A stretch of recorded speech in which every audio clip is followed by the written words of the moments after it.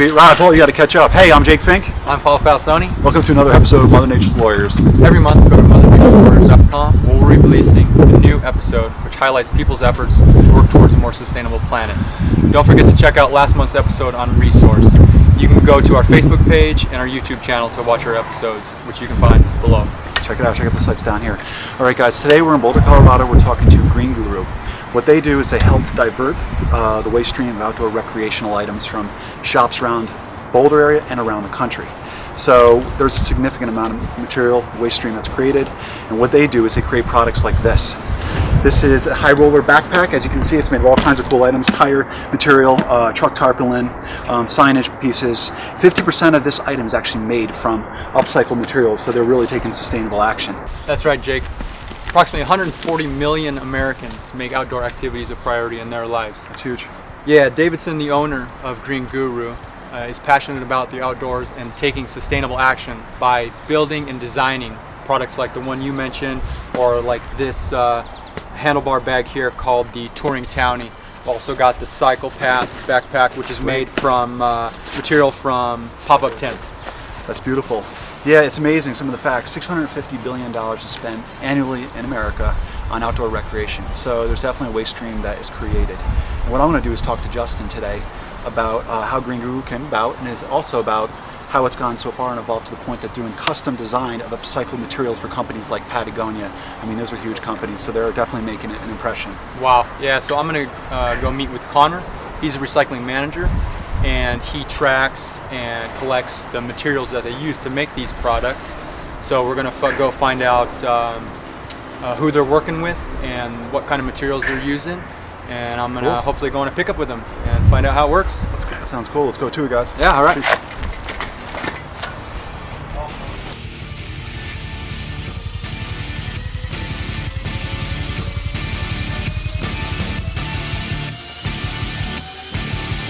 All right, so we're headed out on a pickup with Connor. He's a recycling manager. So Connor, what do you do with Green Guru? Essentially making sure we have all of the materials needed for production. Kind of making sure that we have great tubes, vinyl billboards, climbing ropes, neoprene wetsuits. A lot of materials that we can source our products from. Nice, nice. So you inventory and coordinate the pickups of the items? Exactly, and then making sure that we get those to our production facilities so that our sewers can turn them into products. Fantastic. So where are we headed out now? Right now we're headed to a bike shop up on the hill.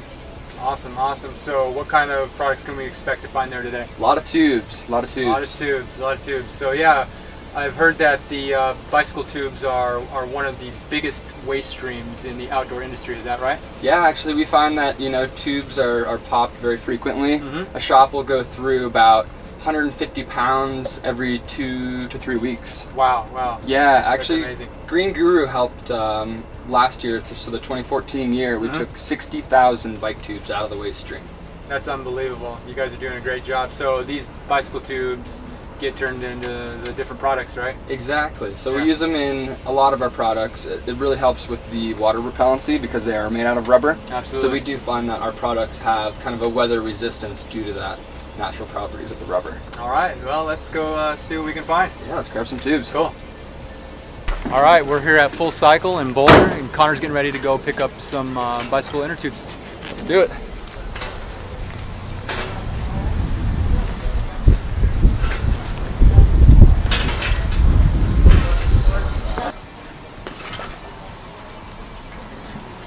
All right, got a full load?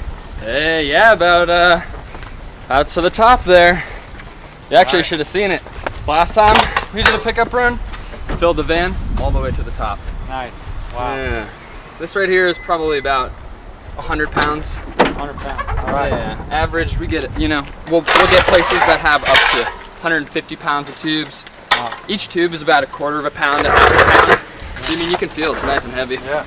Oh wow. Help you get in there. Yeah. Thanks. Lift it. Grab it.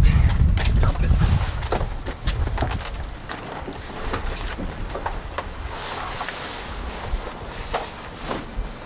Boom. All right, where are we off to next? We're gonna go grab some rope from the climbing gym. All right, sounds good. Hey guys, we're here with Justin Daugherty. He is a VP of Sales and Operations at Green Guru. We want to thank you for meeting us today, Mother Nature Warriors. Definitely a warrior. We want to know about the history of Green Guru. We know that outdoor recreation is huge in America. You know, $650 billion spent each year, 150 million people actually make it a priority in their lives that are out there in nature. So there's a waste stream that's produced. And what is Green Guru doing about it, Justin? We're just trying to upcycle as much waste out there, and mainly gear waste. And for us, it's in the outdoor industry and seeing some of the, the bike tubes, the tents, the wetsuits, the climbing rope, and just trying to give it a second life to that and making them some really cool products made in the USA. So that's phenomenal. So yeah. How did it all start out here? Driving around the country in an ambulance in 2005, yeah.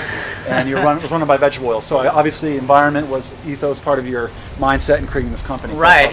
Just grassroots marketing for us to get out on the road, and obviously we did it as cheap as possible, and we had the ambulance running on waste vegetable oil and touring around the country about 5-6 months out of the year, and then really just trying to promote our brand and the materials that we're upcycling.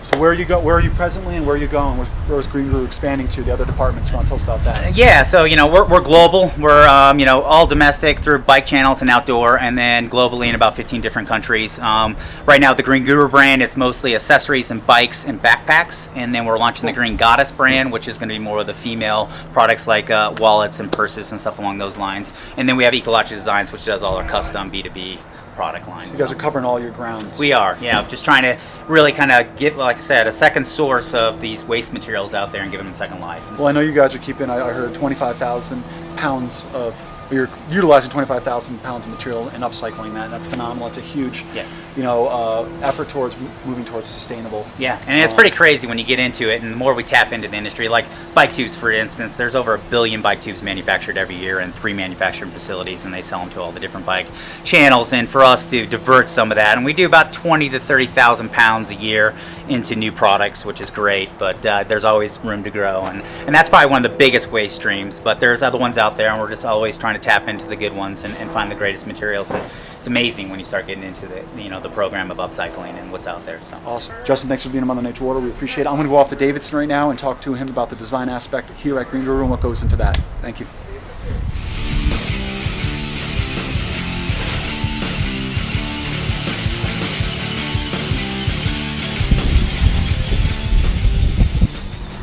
All right, so we just picked up some climbing ropes at the Boulder Rock Club, a climbing gym.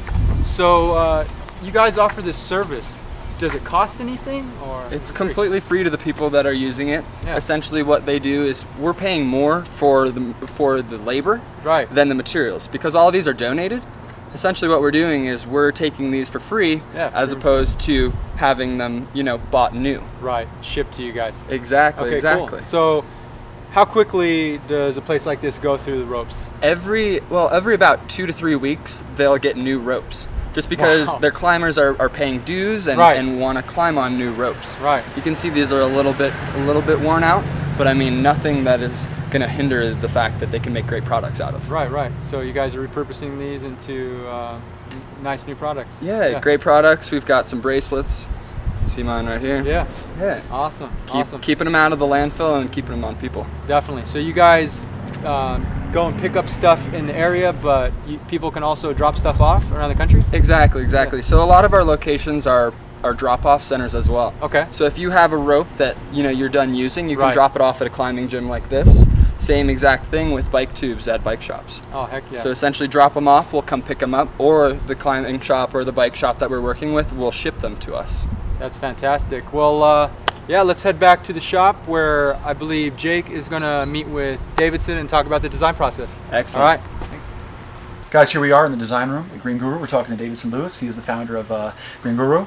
We want to know about the design process. I know you were designing bags back in school in '99. You said it evolved to you guys driving around the country in an ambulance, selling and promoting your items. So, what made you pick these raw materials, and tell us about the final products too. Yeah, so interesting enough, the design project was more about creating an environmental solution through product design. And that's what we've built in the company on, and the brands that we have. And being an avid outdoors person and cyclist, and having previous work experience in bike shops, I became very familiar with how many bike tubes got thrown away. This is one of the big culprits, right? That's Yeah, what Justin was saying. that's a big culprit, all right, as far as waste streams in that lifestyle category. And so then looking at that material, and then hey, say this is a great opportunity to turn into bags and to divert from the landfill and to make into durable, functional products that are going to promote more sustainable living by cycling, commuting, and things like that. So having that built out, and then the great thing was, after working with that material, was like opening some eyes up and be like, hey, what other waste streams am I putting out there? Are my friends contributing or building? And specifically in the outdoor industry. Yeah, or mostly. what type of things are out there? And wetsuits was one. Going through wetsuits pretty regularly. Tents became one as well. With a lot of backpacking, climbing ropes. Banners from like events, you do like a festival or you help one-time use kind of thing. You help put something on, and all of a sudden you have a bunch of old banners that have some dates or other things on there.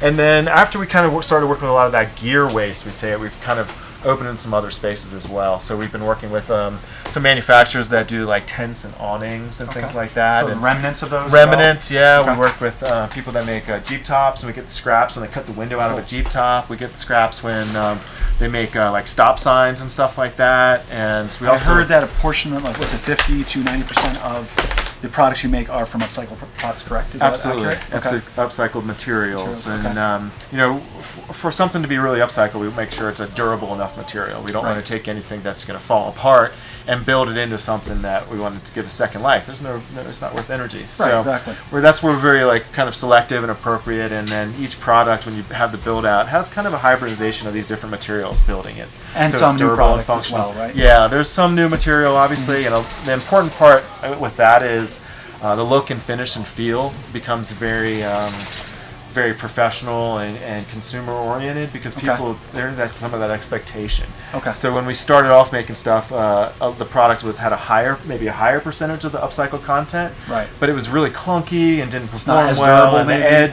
the edges aren't finished. You imagine Okay. like kind of the fray and edge. Right. But incorporating some newer materials, obviously newer zippers, a little binding and trim and webbing and things, made it so when people looked at it and touched it and felt it, they're like, oh wow, this is a really nice finished professional item. So the products have evolved definitely. They from when you first absolutely, started. yeah, and it's been great because now we've actually, with some of the refinement and design process, we're able to divert a higher volume of these materials just by the pure quantity of the items that we're selling, which is great. So, Excellent. And do you want to tell us about the specific, how it applies to each of these products quickly? Is that- yeah, so this is one of our backpacks made from a variety of different like tent and awning scrap and stuff like that. And it's cool because occasionally you'll see like a little print on there or cool. some other And each little one is very graphic, unique once again. Very unique. The shoulder harnesses, we work with other manufacturers, and in the when production and manufacturing happens, there's always like a defect rate or something Right. might not be right. They had a backpack that was defective, but nothing was wrong with their shoulder straps. So they discard everything in that. Okay. So we worked with them to divert as much of that as possible, obviously including the shoulder straps, and we're able to upcycle it into our product mix. Street signs, scrap, some other interesting things from climbing ropes. We do a lot of bracelets and keychains and Great. dog collars, dog leashes. Banners and billboards, we do a lot of bags and things like that. The great thing is they're waterproof and really durable, and they're fun and unique too. They have different colors and graphics. And I did hear you guys are diverted up to what? Or you utilized 25,000 pounds of Bike material? tubes last year was a little over 25,000. Okay. That's just bike tubes alone, not Yeah, and okay. that equates to almost like probably 65,000 tubes or so. Because Wow, each tube okay. is a road bike tube is about a third of a pound. Mountain bike tubes about half a pound. Okay. Conventional tubes are about the half pound range. So a lot of volume on that. Obviously, a lot of volume on all these other materials collectively going into the product mix. I'm seeing some of these suits, wetsuits, Yeah, we do a lot of koozies. just fun beer koozies and insulative properties in some of our other gear. The bike tube stuff, we do a lot of handlebar bags, bike products, but also some lifestyle accessories. Terrific. From the tents, we do a lot of stuff from like little travel bags and collapsible tote bags and things Excellent. of that nature. And I want to ask one last thing. Where Yeah. do you guys manufacture and do this out of in Colorado, correct? Yeah, we do. So we have a Okay. variety of partners that we work with. We used to do a lot of production in-house, Okay. but essentially grew the capacity outside of our means, and so we've created partnerships with other manufacturers, which is great. So we work with Cool. them. to get the materials and to produce the finished goods.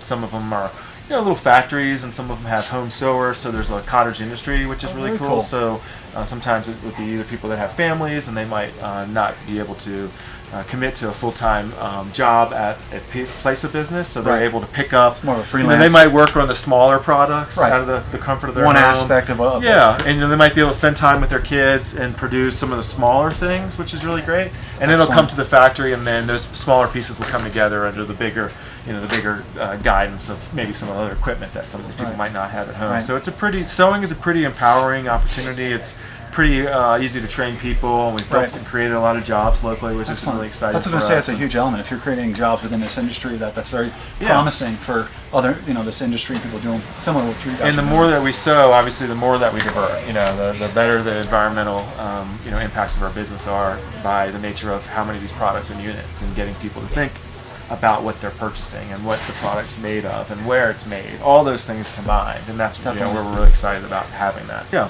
Well, we want to thank you for explaining the whole kind of design concept here, and thank you for diverting a lot of this material that otherwise would end up in our landfills. I think you guys are doing a great thing as far as helping move towards sustainable sort of lifestyle. Actually, move towards sustainability. We're trying to be as sustainable as possible, and there's no sustainable products really out there. You look at anything, there's always some. Well, at least incorporate some of it, and it's an effort, and I think it's chipping away at it, and it's tip of the iceberg. But I think you guys were moving in the right direction, and certainly a warrior, and we want to thank you for your efforts. And I think we're off to see Paul. He's talking to Rob about their custom design aspect here at Green Guru. Take care. All right, we're here with Rob. He's the national sales manager here, and he handles a lot of the custom design aspects here. So could you talk about what you do and how the custom design fits into the Green Guru atmosphere? Sure, absolutely. So the primary emphasis on what we did is we're an extension to Green Guru, and we offer business-to-business opportunities for companies that may have materials such as vinyl billboard, or mesh banner, or neoprene or bike tubes, and we can repurpose these into quality goods that can be available to the public, or they can use them as corporate gifts or promotional opportunities and things like that. Some of our key players that we are working with are with the university here in town, CU. We're doing some wallets that we did. This is all completely from repurposed banners that were all over campus, and they're going to be given out to every freshman this year with a bus pass and an ID. That's great. Some of our other examples, Vail Associates. This was mesh material that was around the construction sites all over as they continue to develop the resort. So now these are tote bags. They were given out to all basically as gifts. We're also working with the Knowles National Outdoor Leadership, and this is from repurposed wetsuits. Patagonia, of course, everybody's familiar with them. We do great work with them. They give us all their improperly sewn wetsuits, and we turn them into koozies. We screen print on them. They end up back in the retail stores. So some of this material is left over from events, and then some of it is maybe scrap parts? Or? Yeah, well, like vinyl billboard that we're working with, a lot of that's expired exhibit material that was posted. Okay. The wetsuits were improperly sewn, so this stuff just piles up, and this is giving them an opportunity to actually utilize the material. It's, and that the whole emphasis of what we're doing is to try to keep things out of the landfill. Reuse the program. So some of these products or some of these materials, if they can't sell them, typically going straight to the landfill, or most people would. And you would look at the focus on particularly billboard. It's one of the most popular things that we do. As you can see on the wall, we have a variety of different tote bags in different styles. Small ones, lunch totes. But all of this material really otherwise would end up in the landfill, and there's somewhere in the nature of 10,000 tons of this material that would end up where we're only making a small dent. But But it is. But you're setting an example. Without a doubt. Yeah. Wow. And I can't imagine that this stuff breaks down very easily. No, I mean, a particular bag like you just had your hands on, this is a very thick weight. I mean, this is the lifespan of that will last for many years, as opposed to some of those lighter bags that you'll see used in Whole Foods or any of the ones that people buy for $1 or $2. You might have a 6-month lifespan to it. So we really are offering like a more permanent solution. And at the same time, I mean, we're allowing you the opportunity to have a product where you're mobile marketing, mobile branding. So it was only on for a certain period of time on a billboard, and now you're going to have a bag that will be utilized for many years, and people are going to know what you're selling. Yeah, supporting companies you like. And, Exactly. You know, some of the examples, this was from the Republican National Convention. We Okay. also work with both parties, but Right. lots of things. We've gotten coffee bags from Whole Foods and we've turned them Mm-hmm. into tote bags that they've been able to sell back in the stores. Those are cool. Yeah, and I guess the good thing about stuff like this that might not typically break down quickly is that it's going to be durable. It's going to be built to last, right? Quality, you know, Yeah. that's one of the main emphases of what we do is we really take our time to bring a quality product to market that we would hope people would use for a long time to come. Absolutely, and that's important. Taking sustainable action for sure. So you mentioned some of the companies that you are working with, Patagonia, Honest Tea, Natural Grocers. Did you go to these companies? Did some of them seek you out? And how does that relationship start and grow from there? Sure. Some of them came to us initially, like Patagonia became aware of us, I think, through really some of our grassroots efforts we've done with exhibiting and maybe at some trade shows. Okay. So that relationship cultivated and that they really had a need for materials. We're still looking at other materials that they have that they'd like to repurpose and get back into manufacturing with. So Right. puffy jackets, waders, those are some other new materials. Cliff Bar came to us, but then people like CU, I reached out to the university program. We're on a regular basis reaching out to their sustainability and their environmental centers. Yeah. And showing them what we're doing with other universities locally, that this is something that I think they can do on a national basis. Right. It's a combination. I would say there's been maybe 20% of them have come to us and they've heard about it from maybe seeing us at a trade show like Outdoor Retailer. Okay. The others, it's really just a daily approach, and we do that through marketing campaigns, and it allows us the opportunity to reach out to people who otherwise might not have been aware of the service and that they can divert a lot of their materials and make an impact on the environment. So Yeah, that's huge. Yeah. Yeah. So thanks a lot for informing those companies, and you're obviously working with a lot of great companies from small to large, and really appreciate you talking with us today at Mother Nature's Warriors and doing the great work you guys are doing. thanks very much. Appreciate it. Yeah, thanks for coming in. Thank you. Thank you. All right, so that wraps up this week's episode with Green Guru. We want to thank them for all the work they're doing and for meeting with us. And just in 2015 alone, they have diverted 18,000 square yards of vinyl material. And over 60,000 tire tubes as well. That's only a half of 1% of all the tire tubes in the country. Still a lot to be done, so we commend them on their effort. And now educate yourself on how to connect with Green Guru and work with them and recycle your outdoor materials. How do they do that, Paul? That's right. You can go to their website, which is greengurugear.com. You can learn about their products, recycling info, and how to partner with them. So until next time, Mother Nature Warriors, work for a sustainable planet. We thank you for watching, and we'll see you soon. Thanks for being warriors.